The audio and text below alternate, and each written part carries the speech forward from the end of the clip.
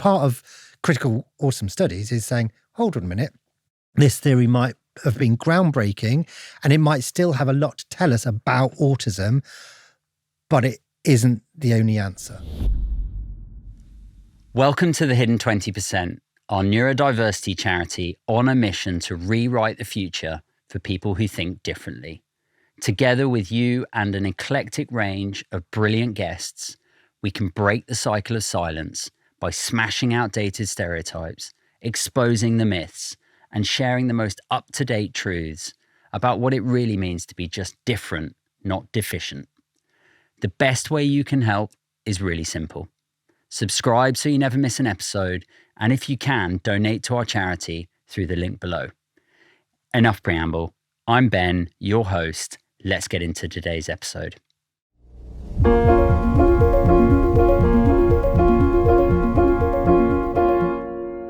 Let's talk about the classroom and education and your work there, Luke. When we did a briefing call with you, you were telling me, I guess, about your approach to working with autistic people, autism and education. Can you just, for our listeners, tell me about lying on the floor and what you expect of your students?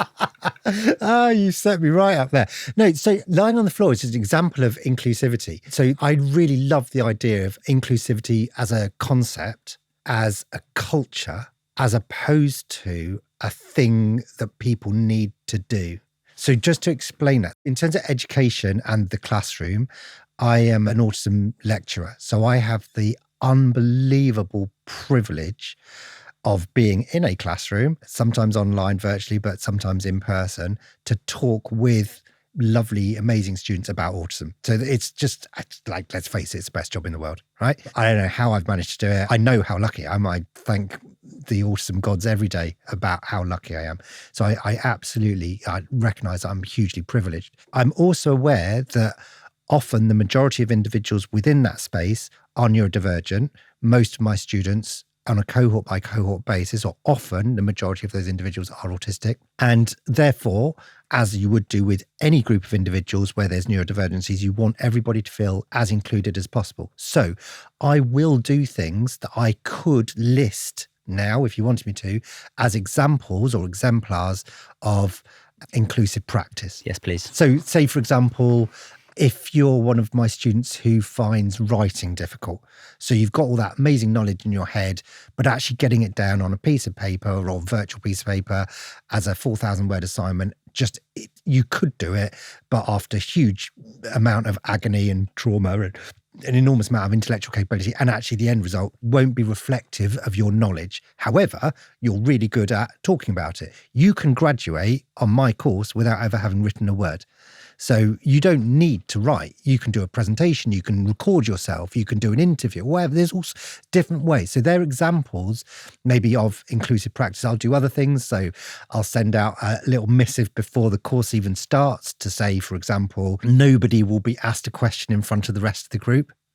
That doesn't mean to say you can't ask questions if you want to.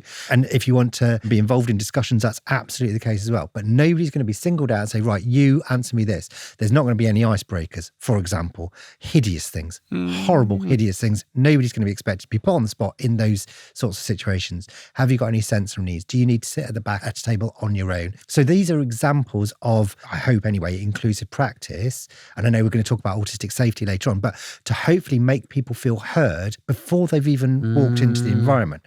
And then occasionally, if I get everything set up before I start teaching a brand new cohort, I'll just go and lie on the floor in the corner.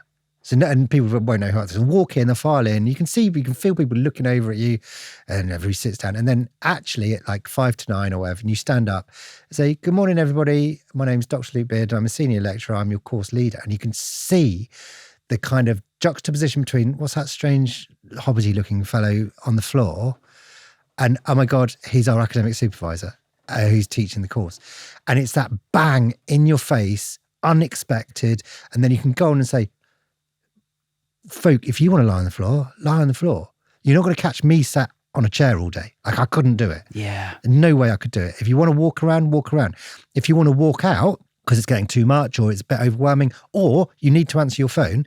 I know for a fact, if you're sitting there going, oh God, I'm just really stressed because my daughter's, struggling at school and I don't know if she's going to be all right, but I'm not allowed to have my mobile phone on. You're not going to learn anything. So if you need to put your phone on silent, but then walk out and say, oh no, your daughter's okay, do that.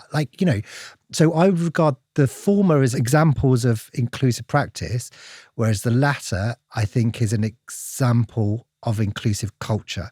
And what do you think that means and communicates to your students? So I love the idea of autistic courtesy and autistic safety. As an example of autistic courtesy, I'm going to send you an email saying there aren't going to be any icebreakers. We've already talked about, if I know you're autistic, I don't know anything about you. And I'm not backtracking from that. However, I'm well aware that most autistic people I know, children or adults, lack exposure to people who are willing and able to proactively take them into account before they've even met them. Now, I think the converse of that, you talk about concepts of non-autistic courtesy, predominant neurotype, and people look at you as if you're mad. What are you talking about? Because most of life is set up for most people anyway, because most people do things that work well for most people. So if you're part of that demographic norm, crack on. Well done. Lucky you. If you fall outside of that demographic norm, then by definition, those activities, that communication, that sociality, that learning, that teaching is likely to be less suited to you. Whereas if you flip it around and go, okay, I'm going to recognize that the traditional way of doing things might not suit you. So I'm going to proactively do the best I can to take you into account before I even meet you. And I call that autistic courtesy. Now, I'm not going to solve all the world's problems by doing that. Sure. What I am going to do, hopefully, is to create a semblance of autistic safety so that that's a space that individuals can come in feeling heard before they've even been met. And therefore, I would expect the outcome surely is that you are creating a better environment in which a student can learn. I absolutely hope so. Let's not forget, in terms of education, full stop, be it formal education, whatever age, there's a direct correlation between levels of arousal and ability to process information, cognitive ability. And if levels of arousal, in terms of what we're talking about being anxiety, simplistically, the more anxious you are, the less likely you are to learn. Yep. It's as simple as that. I absolutely argue from my position as somebody in education that it is you as the teacher, it's part of your role to reduce anxiety to the best of your ability, because that's part of the role of teaching. If you ignore that component, you're potentially leaving barriers into the learning process, which makes you a poor teacher. So surely we should be doing everything in our power to reduce anxiety as part of the learning process. And if that means encouraging, not just saying, oh, it's okay, but proactively saying, no, wander around, like I lie on the floor. If you want to lie on the floor, like absolutely lie on the floor. If you need to go and have a flap in the back, go and have a flap in the back. If you need to wander around, if you need to stand on your head, whatever it is, if you need to do your knitting, do your knitting. I had a student, that's what she did. She contacted me and said, oh, do you mind if I do my knitting? She graduated with a master's and a whole pile of knitting. It's great. Everybody's a winner. Do you know what I mean? What do we do though about primary school? Same principles apply. Okay, so one of the arguments is, well, if you allow that for one person, everybody will want to do it. Well, okay, what your point being, if everybody wants to do it, then let everybody do it. Surely, like if that allows everybody to learn, that's fine. Then people would say, oh no, but that's really disruptive in the classroom. Yeah, everybody's got to sit still. It's not true. It's like literally not true. Why do we not believe we can take a risk? Off air, we were talking about the concept of understanding life through the autism lens, which I think is a gorgeous concept. The flip side is, if everything we do as a society that is done in the traditional everyday way, if we don't translate that for the autistic individual, for the neurodivergent individual, then there's a higher risk of discrimination. And by everything, I mean everything. From sociality to communication to teaching to learning to the sensory environment, everything. So if we just go, well, it works for everybody or almost everybody, therefore you need to fit in, there's a higher risk of that person being directly discriminated against. The flip side being, if we do make changes and adaptations for everybody so that there's choice. There's another one. Here's a really, really simple one. The more choice there is available in any given context, the less risk there is of discrimination. It's such a simple saying, but I think it's really deep. So the flip side being, if we only give one choice, then there's a higher risk of discrimination. So therefore, within the classroom, if there's only one way of doing it, then some people will be disadvantaged, potentially discriminated against by definition. That's not me saying it. It's a truism. It has to be. 3 top tips, Luke, for supporting pupils in the classroom. So going back to my equation, autism plus environment equals outcome. If we want the outcome to be happy, content, well-educated children, focus on changing the environment. And if you want to read more about the environment, I have broken it down into 9 different components, 3 threes, obviously. So you can ask me more about that or read more about that. Secondly, it goes back to what I was saying about the more opportunities you give that are perhaps non-traditional. If you've got non-traditional kids in your classroom, then non-traditional methods of teaching and learning may be a way forward. And then the third one, I actually came up with this specifically in relation to autistic child that I was involved with in a school. And then I kind of replicated it for parents. So it's the amount of energy you put into affecting change needs to warrant the intended outcome. That's pretty much word for word the statement, by which I mean choose your battles. And this was a kid where the school, for whatever reason, had decided we need this child to go to assembly. Like, I still never understood why, what's so good about assemblies. Sorry, people who love assemblies. They might be brilliant for some people, other people not so fantastic. And for him, he was just absolutely terrified of going. And they just put all of these systems into place to finally get him to assembly after about 2 terms worth of work. And we came out and we had a meeting. I was like, was that worth it? The amount of effort you've put into doing that, and he got nothing out of it whatsoever, apart from an enormous amount of stress. Yeah. And then I've replicated that to parents, say, look, it might be that you've got to go in full guns blazing, saying you need to change your attitude, you need to do this, you need to do that, you need to do the other. And then all of a sudden your child goes to a different school or they go to a different classroom. It's like, sometimes you just have to accept the world's not a perfect place. So put your energies into affecting change where necessary. Yeah, let them.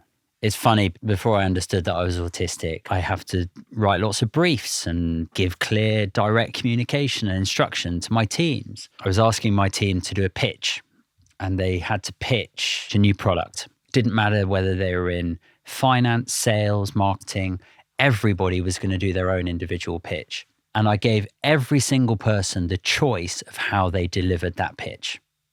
Interpretive dance, poem, presentation, speech, written, didn't care. Ironically, everybody delivered it in the same way, right? And we're talking like 50, 60 people. They all did a presentation. And I didn't realize it at the time, but just having that choice allowed people to do it in the way that they wanted to. They had an option. And you're talking about a similar concept of just, offer choice. People will gravitate in one way, right? But you've given them choice. So they're doing things free will. And I think flooding the environment with choices, first of all, allows individuals themselves to realise that the traditional way might not suit them, because they might not have known that themselves in the first place, offers that autistic or neurodivergent courtesy. But also, the more we do it and the more people buy into, I'm not going to do a presentation, I'm going to do interpretive dance, it opens the gates for more and more people to follow suit and then to redress the inequality balance that there currently is in the world. So when we were talking about education in terms of the mainstream classroom, so I think 3 problems that an autistic kid might have. 1, they might not be able to hear the teacher's voice very well. So we know that from a sensory point of view, from an auditory point of view, if there's lots of background noise, which there almost invariably is in a mainstream environment, it's very difficult sometimes to actually process what the teacher is saying. Secondly, and I mentioned this about asking questions in front of the class. Some autistic people hate being in the spotlight, absolutely hate it, would do anything to go under the radar. They're kind of masking that you talked about that maybe we'll get a chance to talk about later on. So they would never ask a question in front of anybody, which puts them at a disadvantage. And thirdly, they're not verbal people anyway, they're visual. They need written information, and verbal instruction, you can't see it, it's not tangible.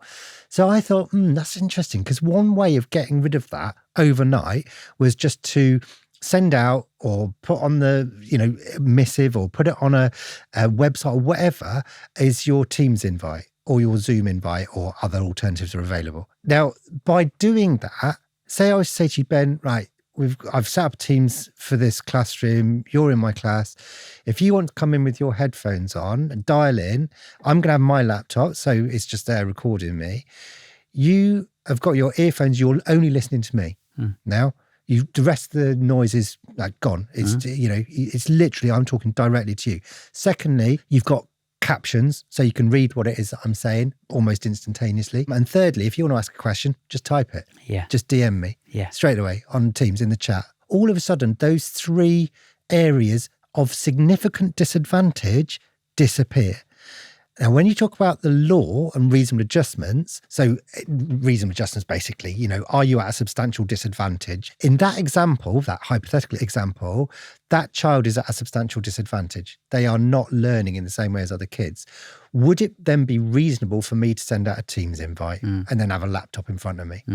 How long is that genuinely going to take? It doesn't cost any money, really. It costs about 30 seconds of my life.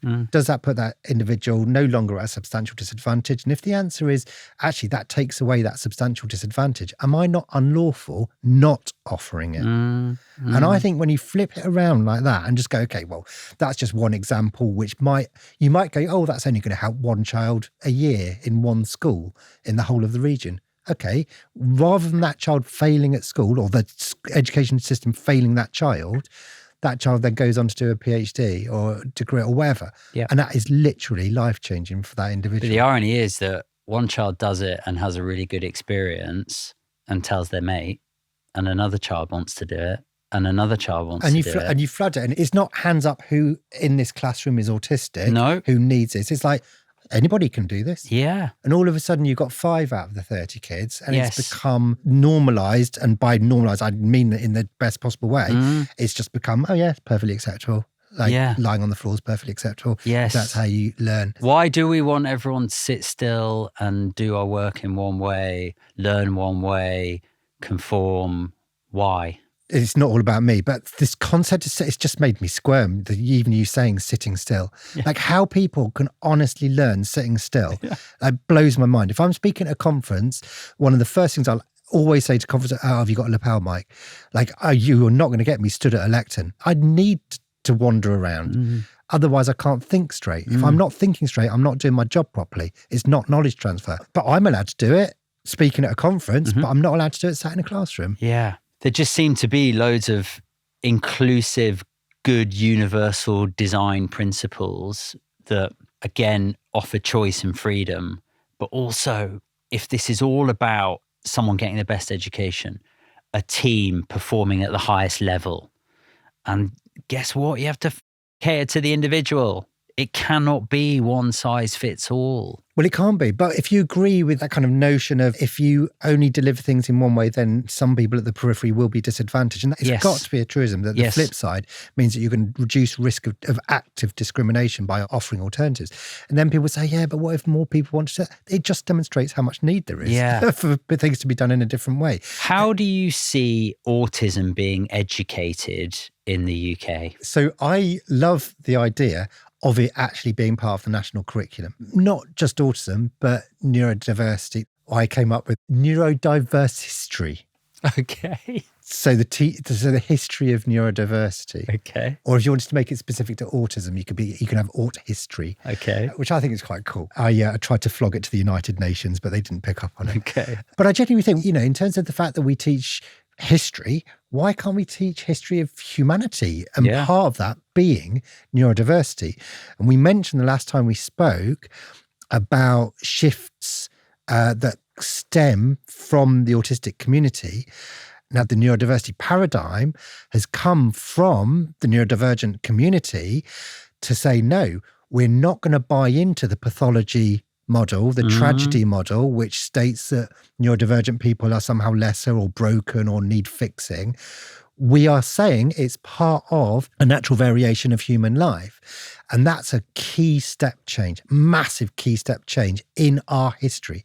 And by our history, I mean our history. So the development of that concept of the neurodiversity model is essential in terms of humanity's understanding of where neurodivergences sit within the umbrella of history and the development and evolution and anthropology and sociology and all of those sorts of things. So we can go back in time and go, okay, we shouldn't necessarily identify people retrospectively, but it's pretty clear that those individuals who who acted outside of the norm back in the day. They were the ones who travelled from A to B when nobody else did. They were the ones who invented things, maybe.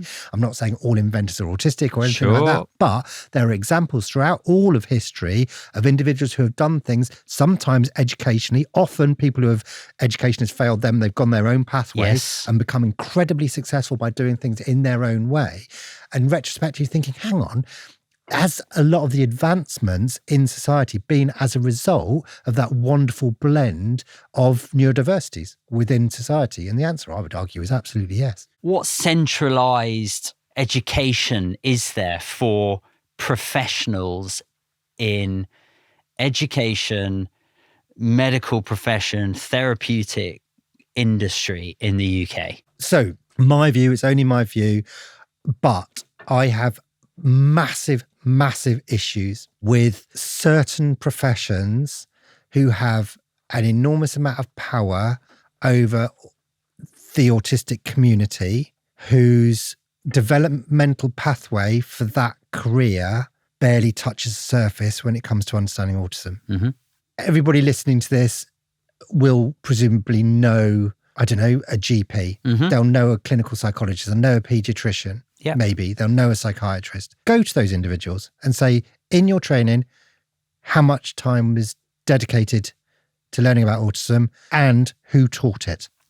And thirdly, because we like things in sets of threes, what was being taught? Have you seen the content of what medical community, education community, of what they are being served or taught? I had a message this morning on the train where somebody was going down an SEN route of qualified teacher status, and they shared some of the material that was being delivered this morning. And? That was all about autistic people lack empathy. That was today. That was this morning. So again, I don't want to get into trouble. I'm not having a go at any profession whatsoever. Absolutely not at all. No. But last year, I had people in my cohort who were doing dual degrees. They were doing my degree in autism or postgraduate certificate in autism. And at the same time, they were on a degree course for speech and language therapy.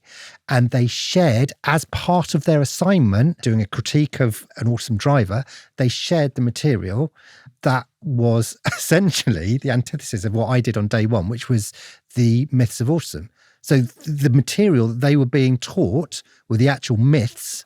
Oh my God. So that was last year. So they're just isolated examples. I don't know. I haven't done a whole review of clinical psychology training, for example, for the 4 years, but every single psychologist that I've asked, their response is, oh no, we had a day or half a day or a couple of days over 4 years. And not even the amount, right? When you say then the actual quality of the content or accuracy of the content. And I'm not one to say, because I've not been on those pathways, but it's very interesting that when we do get clinicians who come on our courses, the feedback that they give is, well, this is antithetical to what I was led to believe. That's just the examples that I'm aware of people. Now, they may be a skewed population.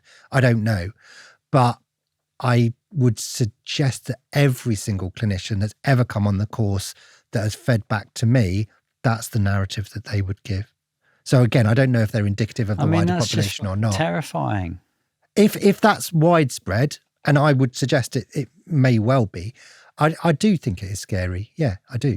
How can we sort that out? Well, one way of sorting it out is to make autism academic courses vocational.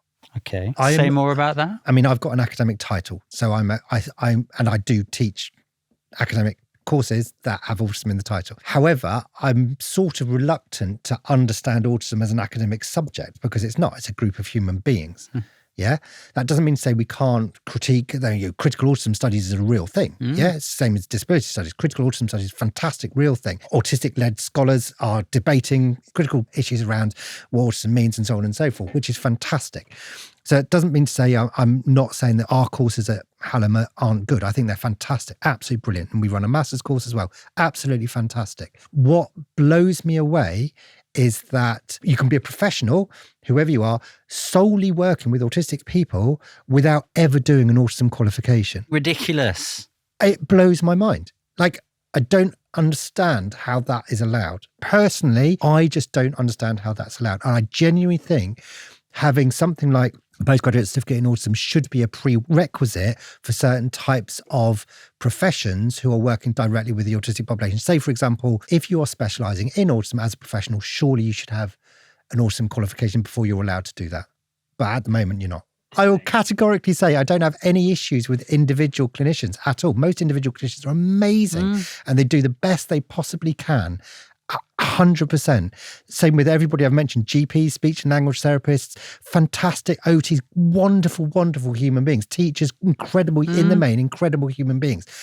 But what you don't know, you don't know. Yeah. And I come across professionals, often they end up on my course, usually because they've discovered they're a parent. They're not there often, not there as a result. And they go away going, oh my goodness, why were we not taught this when I was learning about psychology or speech and language therapy or whatever? Yeah. Now, I'm not saying it's not happening. Some clinical professions are better than others, but there are still some professions that I know for a fact because people have told me, and they might be in the minority, they might, I don't want to make a sweeping statement because I haven't done the research, but I suspect that the general teaching around autism on courses that are outside autism specific courses wouldn't potentially live up to my concept of autistic epistemology. And so therefore, if we can't even teach the right things or the most up-to-date information, and we're teaching the myths and the misinformation that is given to people who then take on positions of influence and power, we can't break the cycle. Not everybody can come on your course. No, they're very welcome to though. Yeah, take it away from me. So this is just factually accurate. There's a group of people who come together, and I know things are potentially changing for DSM-6, but for DSM-5, there were a bunch of people that came together in 2013 and came up with a set of diagnostic criteria. I don't know for a fact because I wasn't in that room, but it's fairly clear that that diagnostic criteria was based on autism theories that have been perpetuated over the years. I would be pretty confident to say under the criteria of, is this theory applicable to all autistic people? Is this theory unique to the autistic population? Does this theory explain all of the autistic experience? I would argue that the traditional theories fail on every count, in which case, how come they have then led in to how the world currently understands autism? So part of critical autism studies is saying, hold on a minute, this theory might have been brilliant in its day and it might have been groundbreaking and it might still have a lot to tell us about autism, but it isn't the only answer. So we can't then go and make all sorts of assumptions just based on that theory. And there are other, like monotropism being an autistic-led theory that maybe could tell us more about the autistic lived experience and some of the more traditional psychology-based theories. But that's what I do love about my course in terms of it being an academic subject, that you can actually critically analyse perceptions of autism, autistic theory, autism theory, and so on, from a genuine scholarly perspective, to then go back in the real world going, hang on a minute, I wonder whether what people are saying about autism is necessarily as accurate as we once thought. Where do you think the UK and our sort of general understanding of autism sits against other countries' understanding of autism? I know what's going on in the US, but I don't really have a sense of the other 189 countries and where they're at from an autism perspective. I've always been led to believe that the UK is generally thought of worldwide as leading in autism understanding. Okay. As well as provision as well, actually. Okay. So I've always been led to believe that the UK is kind of at the forefront, and sometimes get invited to go and speak at international conferences. And people who have heard me speak before say, look, we want you to come speak at this conference, but you need to tone it down because they will not have a clue what you're talking about. Okay. You need to sort of go back a decade or two. Yeah, take us through the which basics. I'm actually not prepared to do. I mentioned culture earlier in terms of inclusion, and I'm fascinated about the culture of autism and culture's understanding of difference, including autism as well. And in those areas, sometimes it's a case of, hang on, you need to kind of weave your way through understanding culturally where people are coming from, rather than going, no, you're completely wrong in terms of your understanding, because that wouldn't be very fair either. I just want to switch gears onto talking about your work or exposure or experience with criminal justice system and autism. Historically, with the hidden 20%, a lot of focus has been given to ADHD and the criminal justice system and the high rates there, the lack of support, the lack of just help. I don't know anything about autism and the criminal justice system. Help me understand what's going on. Cool, where to start? So start at the beginning. I like kind of, in my head, kind of going through things almost like chronologically. So at point of contact with the criminal justice system, all the way as a perceived criminal, let alone as a victim, all the way through to, say, probation and everything in between, and what issues there might be along the way. So my thesis wasn't about prevalence. It wasn't about, are you more likely to be a victim of crime, or you're more likely to be a criminal? And the answer is no, by the way. But anyway, as far as I can tell, in terms of reading other people's studies. Although the headlines always will mention if someone's autistic and committed a crime. Which I think is appalling. Unless there's a very clear reason for that to be mentioned, I don't understand how we're allowed to get away with it. I don't. The fact that it does happen, such and such a school shooter was discovered to be autistic. So that was maybe a year ago, last year, I think it was, in America. And that hit all the headlines. And an amazing autistic person contacted me and said, you don't have to believe me, but I've done a statistical analysis going through all of the cases of school shooters in America and which ones of those were diagnosed as autistic. And statistically, and I can't remember what he actually said, I hadn't done the maths myself, but I do believe there's something to be said. You're far less likely to be an autistic school shooter than you are a non-autistic school shooter. But of course, it being the headline, then there's that inference, there's a link then between being autistic and being a school shooter. And that's because people don't really understand statistics. They just accept headlines without questioning them and going, well, what's the relevance of that? That's literally not relevant.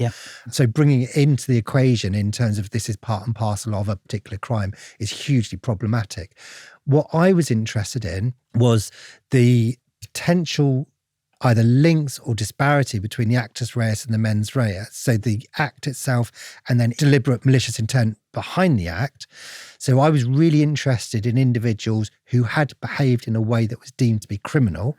So everybody that I engaged with in terms of my thesis came to me on a voluntary basis, say, oh yes, I was accused of committing a crime, I was convicted of committing a crime. And I understand that you're interested in my story. And then my story was, without them knowing, in terms of it wasn't unethical, I didn't want to be leading or biased. I just wanted to know why they ended up committing the crime and then understanding their narrative to try and work out whether being autistic was part of whether or not they ended up being arrested. And almost all of them, it was crystal clear to me that the reason they behaved in the way that they ended up getting arrested was because was certainly in part to do with my understanding of autism as opposed to them being criminals. Got it. But they were still deemed to be criminal because of the way the law is written. And this is all published, so it's not me being controversial.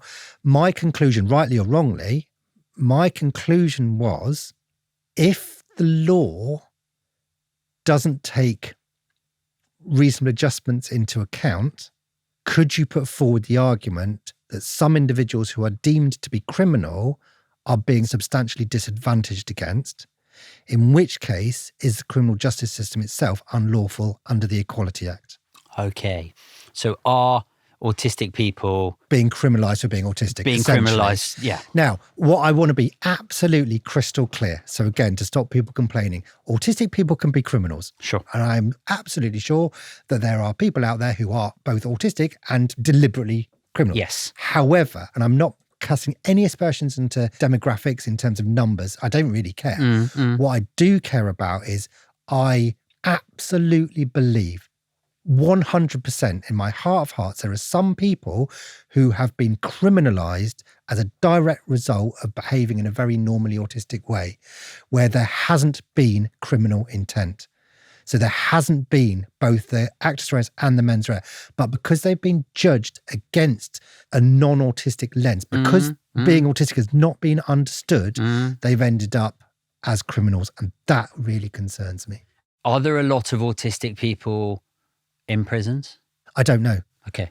I suspect so, yes. Yeah. And I've been involved supervising other research studies that are looking at things like experiences of autistic prisoners and how problematic it might be. And there'll be some interesting results coming out of that. All of the studies that I've read, and there haven't been anywhere near enough, but all of the studies would indicate that there's a much higher rate of autistic people who are in prisons compared to what you would expect in terms of the demographic norm, in terms of the 1% to 2% or whatever you believe. Yeah. So it would suggest that you are more likely to end up in prison, as in the same for all neurodivergencies, I would imagine. And we do know from statistics from the National Autistic Society that you're much more likely to be the victim as an autistic person as well, compared to non-autistic populations. Yeah, interesting. But going back to the law, if you look at the wording of the law, it states, and I might be out of date now, but it states things like, would a reasonable man understand risk of damage to property, say, for example. That's horrible language, a reasonable man. So it's, to forget about intersectionality or anything like that. Yeah. But that's the wording of the law. What that means, in my view, and I'm not a lawyer, by a reasonable man, I suspect they're talking about that demographic norm.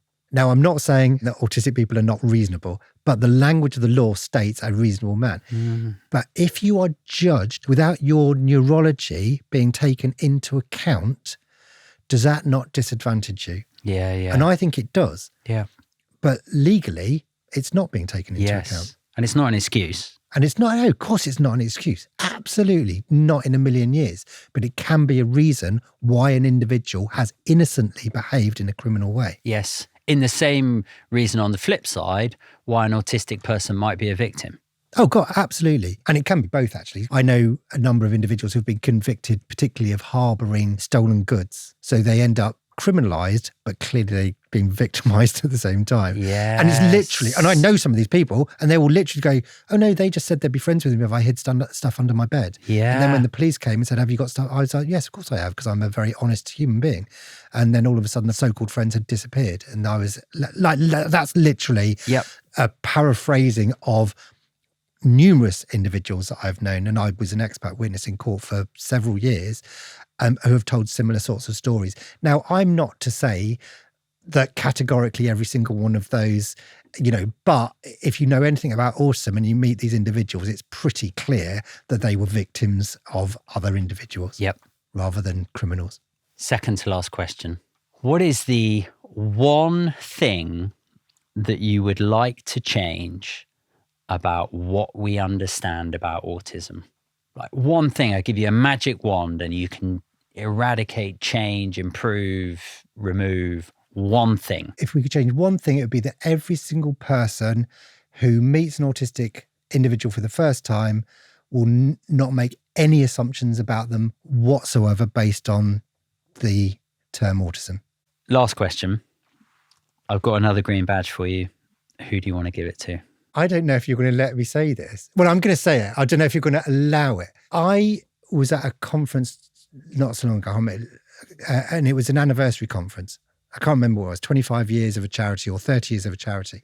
And I was at a panel, I'd done a talk, and there was a panel at the end, and they said, in another 30 years' time, where would you like to be? And I said, I would like to cease to exist. Not in a sort of existential kind of René Descartes. What I meant was, I don't want my job or your charity to exist because we would have got it all right. Yep. So in answer to your question, I don't want to give that to anyone because I want them to already know what you know.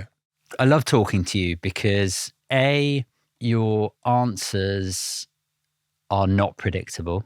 And so that keeps me intellectually on my toes because you surprise me. I secondly love, because I relate to it, that you are happy to think about every single question that I ask, and you're happy to challenge, not in a defensive way or a I'm just going to be a bit difficult way, or in a bolshy or controversial way, but that you actually take the time to think and question and unpick the questions. And I find that really refreshing, partly because lots of people just jump straight to answering things. Secondly, because I know that you have thought about this stuff so much and you've got so much to say about it.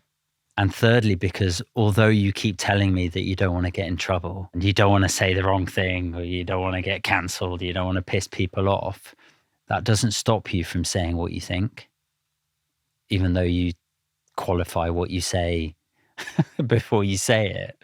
You still say what you think, and I respect that. So I'm going to hold on to this badge. Thank you. And yeah, just say thanks so much, Luke. Well, it's been a few hours of my life that I'll never get back that has gone by in what feels like about 9 seconds. It's been such an absolute pleasure and a real privilege to meet you and be part of your podcast. So thank you so much.